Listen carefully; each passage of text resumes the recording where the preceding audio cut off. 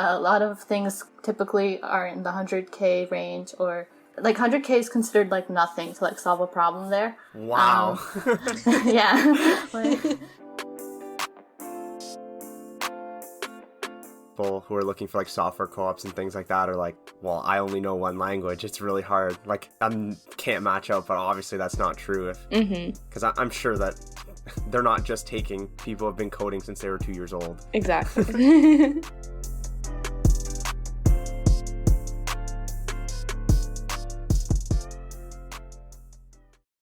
Hey, this episode was brought to you by the iBioMed department of McMaster University.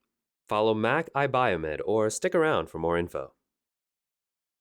Hello everyone, welcome back to the iBioMed Brainwaves podcast, episode 9, part 2, the Industry Co-op series. My name is Yumna Irfan, and I'm in my 5th year of iBioMed Hesse, and I'm going to be one of your co-hosts today. And I'm your other co-host, Sam Militia. I'm in my 3rd year of Mechatronics and iBiomed, and you're probably coming from part 1, so welcome back for part 2. We have 2 more exciting guests coming. And today we're going to be listening in to our 2 guests in electrical and software engineering. Let's see what they have to say. So, today we have with us Noor, who is in electrical and biomedical engineering, who is also part of the inaugural class of iBiomed, so level 5, but technically level 4 because of her 12-month co-op, and worked at Hydro One. So, Noor, tell us a little bit about yourself, your hobbies, and all that. yeah, so my name is Noor. In my pastime, I really like to read books, and I love like watching movies, and I'm also pretty big on arts and crafts. That's awesome. Perfect. So, your work at Hydro One, tell us about your positions and like your day-to-day tasks, what a day in the life looks like, stuff like that. Okay, so basically at Hydro One, I'm an intern in the asset management department. So there we deal with a lot of like different kinds of studies. So for example, one kind of study that we do there is like a short circuit study. And we provide that information to customers so that they can make sure their protective devices are adequately sized. Another thing that we do are connection assessments. So customers might apply for like large loads. Like for example, they might increase their load from like 10 kilowatts to like 100 kilowatts or like 200. Like it's just a large loads, and we just see what impact that might have on the distribution system. For example, if it like causes low voltages, we have to then like propose a solution. And the interesting thing is that in the electrical industry, a lot of things typically are in the 100K range, or it's like pretty expensive. Like 100K is considered like nothing to like solve a problem there. Wow. Yeah. Like, We love that. yeah, that's like basically the kind of work that we do here. We're always like trying to plan ahead and make sure that like customers are able to, receive the electricity that, they're applying. And like if needed, we might like consider increasing like, for example, like the transformer size if we feel that we might not be able to. It's very big on the planning side. Okay, so you mentioned like customers. So would that be like other like manufacturers of things, like other companies or like factories, or like who are these customers, or are these like day-to-day people like us? Not usually, I would say. Like the average household uses around like 10 kilowatts of energy, which isn't a lot. It can be like big companies and like our customers typically tend to be in rural areas. Yeah, that's who we mostly supply energy to. And yeah, like you were saying, it could be like big businesses, or it could be like apartments or like subdivisions. Cool. How did you find yourself interested in like the energy like field? Was there a specific course or something that made you interested in that sort of field? So like as an elect bio, we don't have to take any like power engineering courses. So like the co-op I'm doing that falls under like power engineering. But then I wanted to like explore like everything within electrical engineering. So that's why I decided, take the course and see whether or not I like it. And I really enjoyed the course, and I liked how it was compared to like other fields within electrical engineering, like hardware and coding and other things that I've seen. I felt like this field was more people focused. Like, providing electricity, and which I feel like sometimes we all take a bit for granted because we used it so much. But yeah, I think it's like a very important field. I felt it could be like meaningful to me to be a part of it. Yeah, because I know like when the power goes out here, Yeah. It's just a huge panic. Nobody can cook anything. I had to use the last of our Brita to make water.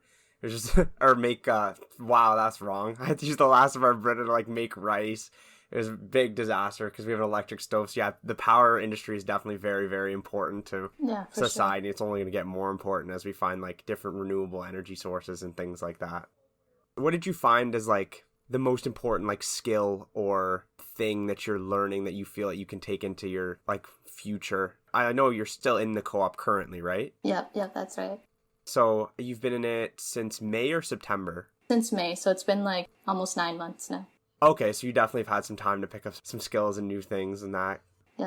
Yeah, so the most important skill I would say, like, I feel like this is probably, like, in any job, is, you know, having the ability and, like, enthusiasm to learn. Because, like, you know, companies have different ways of doing things, storing information. So anywhere you go, you have to adapt to that. And then there's also, like, different standards, like engineering standards within companies. Or they might be, like, following a body. So it's, like, important to be able to, you know, learn. The learning never ends. It's ongoing. Definitely. Yeah. Yes, that skill I think will definitely help me in the long run. Yeah, speaking of the long run, has this job sort of impacted your career pathway, or what has this told you about your future? I'm definitely taking this experience into consideration, but at the same time, like, this is like my first industry job. I don't really have anything else to compare it to. So I think, you know, like, if I had another experience, I would be able to, like, tell a bit better, like, how I feel about it, or, like, even just talking to more people would help. And then at the same time, like, you know, it's electrical and biomedical engineering. So, like, naturally, I'm a bit also curious about what would the biomedical side of things look like.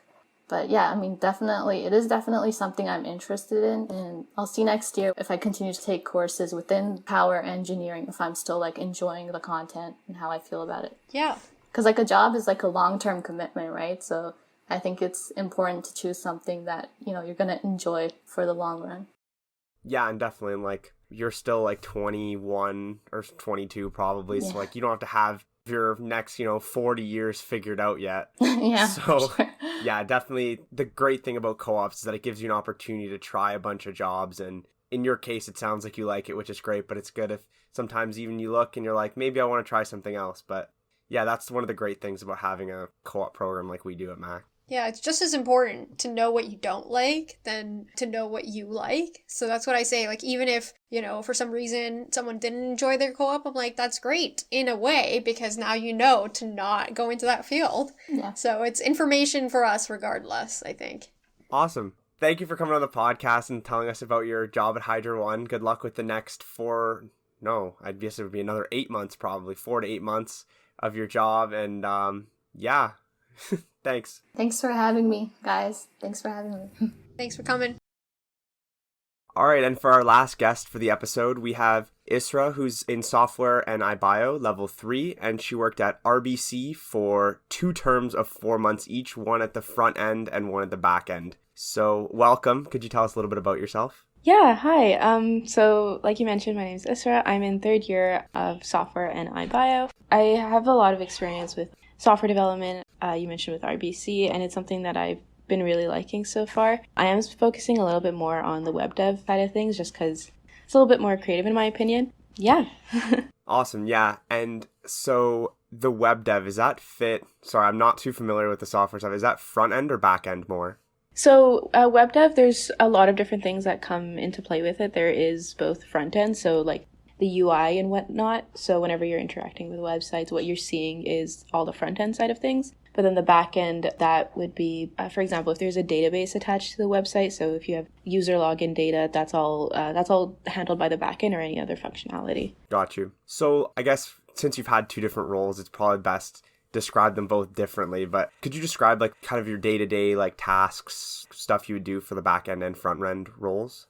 Yeah, so in terms of like what I did day to day, it actually was pretty similar, just kind of like the technicalities of everything were obviously a little bit different. But yeah, usually we would start off with meetings in the morning, kind of talking about like the progress of our tasks and whatnot.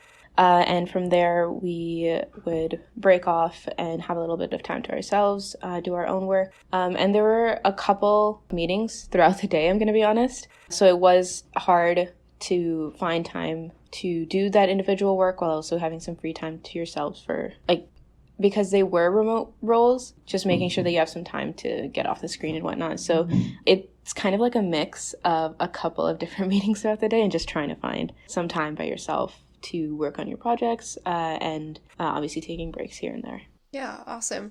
So I know you mentioned like a bunch of different roles, like front end, back end. Did you find that you had to learn different languages? Had you previously known them from courses, or was it like learn on the job kind of things? Yeah, so it definitely was a lot of learn on the job. For my first time at RBC, I pretty much knew very little coding, to be honest. I knew what we learned in 1P10, and then I knew a little bit of HTML, CSS, and JavaScript on the side because I was just trying to learn it on the side from here and there, like hackathons and whatnot. So that was very bare bones. But once I actually came on to the team, I realized that web dev is not just HTML, CSS, and JavaScript. There's frameworks, databases that all ties into it. So that all those complexities I kind of had to learn on the job. So for the first month or two, it was a very steep learning curve for me.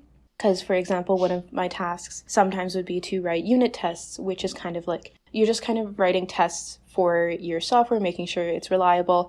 And it's kind of just doing what you want it to do. Because obviously when you're writing code, there can be bugs in it. So that's something I've never heard of. I didn't hear of before. And as a result, yeah, like you mentioned, I was just kind of learning on the job. So that was my first time with them. But my second time, I was doing a little bit more back-end, and we actually did learn Java beforehand, so I was very comfortable with Java. But again, there are added complexities when you are working with larger projects and working with bigger companies. For example, Spring Boot, which is like the framework that we did our back-end on, which used Java as its main language. The technicalities and complexities of Spring Boot I hadn't learned of, I hadn't heard of it before. So kind of that side of things was something that I did have to learn on the job, which is something I kind of want to add real quick. That's something I really like about RBC. They understand that interns don't know all this kind of stuff, and that they kind of do expect you to just be learning on the job. But by the third and fourth month, you definitely do get a hang of it, and you're able to contribute a lot. So yeah. Yeah, I know a lot of the time, like, people who are looking for like software co-ops and things like that are like, well, I only know one language. It's really hard. Like, I can't match up, but obviously that's not true. Because I'm sure that they're not just taking people who have been coding since they were 2 years old. Exactly. Yeah. And like, what areas of the company did you do work for? Was it mostly just like customer interfaces, or was it also like staff websites and things like that? Yeah, so I did focus more on customer interfaces. So kind of, for example, like one of the projects that I worked on, it was like document signing for like mortgages and whatnot, because with everything with COVID, everything had to be virtual. So they needed to create virtual experiences for those kind of stuff. Another experience was bringing clients on and making credit cards for them from both the, for example, so like streamlining the process between the banking advisor and the customer, and just making sure that the calls between those two devices from the banking advisor side and the customer side were happening synchronously. So long story short, it was more customer facing. So was there sort of like room for your own creativity, considering like designs sort of came to you and you had to like kind of bring them to reality? Were there things that you could kind of tweak and do your own design, or was it just like strictly follow like a design plan that's given to you? So the visual designs we couldn't really tweak since we weren't visual designers, but there is also a whole design system that goes into software, which is also really interesting. So that is actually something that our team had to handle. So I wasn't really involved with it in my first co-op with RBC, but my second co-op, I was able to participate in meetings where we would kind of plan and design the system, like the back-end system, because there are a couple different software properties and software requirements that kind of lead to good maintainable code that can be maintained throughout the years, and just making sure it's built to its best quality. So yeah, in that aspect, we were able to design the software, but visual design, not really, just because that wasn't really our job. Got you. And just like moving backwards a little bit, what was the process of finding this co-op experience? Like, how did you like get involved in it? Like, how did you find it online, if you found it online? Oh, so it's that part's not that exciting. I kind of literally just applied through their careers website on RBC. It wasn't through Oscar Plus, but yeah, their careers website. How'd you find out about the careers website, or were you just looking into like big companies or finance companies? Were you interested in finance before this, or it was just like a stroke of luck? Kind of do want to say it was like a stroke of luck. I actually didn't know that much about banks and how their technical departments worked, but I think on Oscar Plus there were a couple postings from CIBC, TD. At the time, I don't know if RBC posted it, and so I guess that's how I kind of realized that like, oh, banks also have a lot of positions for software dev. Again, I'm not too interested in finances. It was just kind of like a stroke of luck, yeah. Yeah, so have you found that your industry experience has helped you with the courses in iBiomed, or vice versa, where some of your courses may have helped you with your co-op? Not necessarily like the technical side, but many other aspects as well. Yeah, so I think it's more of the latter. Like a lot of the iBio courses kind of helped me with industry experience. So a lot of our iBio courses were a lot of design thinking and whatnot. And that's helped a lot, especially like how I mentioned, we had to design system requirements when designing our software. Another thing, there was actually a couple student hackathons at RBC. So they were just kind of regular hackathons, but like for RBC students. So a couple of my friends and I, we would participate in those, and I was able to really use those skills, which was really interesting. And I thought it was really cool. In terms of software helping me throughout iBio, it has helped me through understanding whenever we're coding in iBio courses. So for example, we did a couple in signals and systems. So I was pretty comfortable with doing assignments and whatnot, just because I already had a pretty good grasp on software and like coding and whatnot. And there was quite a few times where we had to do a lot of that. So yeah, I think it's super interesting when you find that even if your job isn't directly applicable to like what you've been learning, you can still apply things into the real world. Mm-hmm. And that's just something that I find super cool. And then when you come back, you come with all these experiences that are different from the people that you've worked with, or that, you know, like other students, they might have their own co-ops or their own experiences, and putting together like an interdisciplinary team can definitely like come up with like very cool projects in the end, right? Mm-hmm. So yeah, for sure. And finally, to finish off our episode, this will be our last question of the episode. This is actually a tough one, so sorry in advance. What is the most important thing you took from this experience, in your opinion? So I think something that I took away from my whole internship experience is that you don't need to know everything right off the bat. Like I mentioned in one of the other questions you asked, I didn't know a lot, but I was still able to contribute quite a bit towards the end, especially with co-ops. Companies usually do know that you don't know everything. You're still in school, you're still learning everything. And so it's hard to be at the same level as your other full-time coworkers, which obviously might instill a little bit of imposter syndrome, but you also have to understand that that's something that everyone goes through, which I think that mindset kind of helped me battle imposter syndrome a little bit. Yeah, like you don't have to know everything. You just need to show that you have that passion, that you have that desire to learn, and for whatever field you're in. And especially the fact that you can learn on the job, and that you can definitely contribute within a couple months, given time, given the resources. Those are the kind of students that co-ops usually want. They don't want the person who can't work in a team but knows everything. So, yeah. Yeah, it's sort of like a balance, but also like if you're willing to learn, they can teach you material, but they can't teach you how to like work with other people or like be a good communicator. Those are kind of intrinsic skills, but also skills that you learn through practice. So that's definitely something that we do a lot in iBioMed, that I have heard a lot of people talk about throughout this co-op series has helped them. But yeah, thank you so much for coming on and talking to us about your experiences. Thank you. Thank you for having me. And that's it for the show today, everyone. Thank you for tuning in and listening. If you want to hear more about co-ops, feel free to reach out to us on any of our iBioMed socials. We're on Instagram, Facebook, YouTube. You can find us anywhere you can have the internet. And we look forward to seeing you in the next episode. Thanks.